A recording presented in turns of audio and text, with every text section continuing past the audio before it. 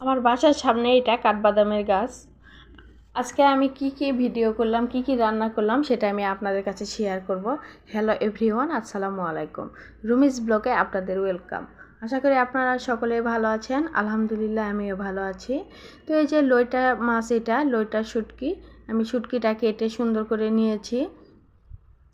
আর এই লইটা শুটকিটা আমাদের বাসায় সকলে খায়। তার মধ্যে আমাদের বাসায় একটা ছোট্ট বুড়া আছে, সে বুড়াটা অনেক পছন্দ করে এই শুটকিটা। তো যাই হোক, ওর জন্য স্পেশালি রান্না।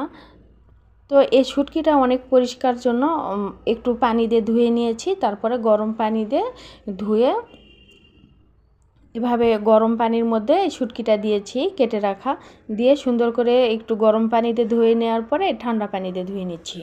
এই যে আপনারা দেখতে পাচ্ছেন কিভাবে ধুয়ে নিচ্ছি। তো এই যে পেঁয়াজ কুচি, রসুন কুচি, মরিচ এগুলো কুচি করে নিয়েছি। এই যে ভাজা ভাজা হয়ে গিয়েছে।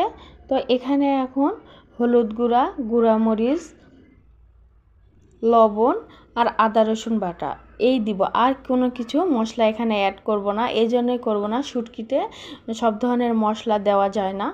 তারপরেও আমি আদা রসুন বাটাটা একটু দিয়েছি।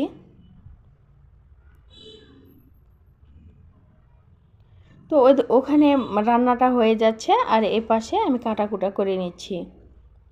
এই যে আবার একটু তরকারিটা নাড়া দিয়ে দিয়েছি। তো আপনারা দেখতে পাচ্ছেন শুটকিটা সুন্দর হয়েছে, কালারটাও সুন্দর আসছে।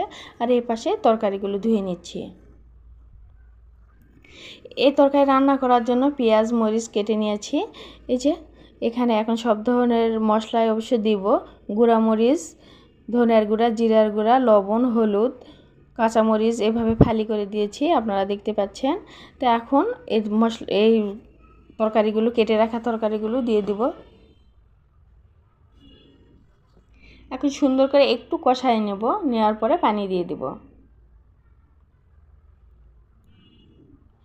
এই যে এই রান্না করতে বেশি সময় লাগে না। যাই হোক, এই যে রান্না প্রায় হয়ে গিয়েছে, আমরা খাওয়া দাওয়া করব। বাসায় তেমন কেউ থাকে না, তো আমি একা ছেলেকে স্কুলে দিয়ে মাদ্রাসায় দিয়ে এসে তারপরে আমি খাওয়া দাওয়া করব। এই আমরা খাওয়া দাওয়া করতেছি।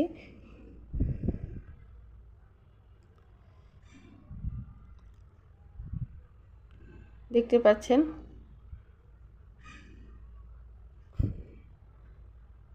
একা কি আর খাইতে মনে চায়? তো আর কি করার, ছেলে খাওয়া দাওয়া করে দিয়েছি, ওকে খাওয়াই দিয়ে মাদ্রাসায় রেখে আসে, আমি খাচ্ছি। প্লিজ বন্ধুরা, আমার এই ভিডিওটি যদি ভালো লেগে থাকে লাইক কমেন্ট সাবস্ক্রাইব করবেন, আর লাইক ফলো দিয়ে সাথে থাকবেন। আপনারা ভালো থাকবেন, সুস্থ থাকবেন, সুন্দর থাকবেন। আল্লাহ হাফেজ।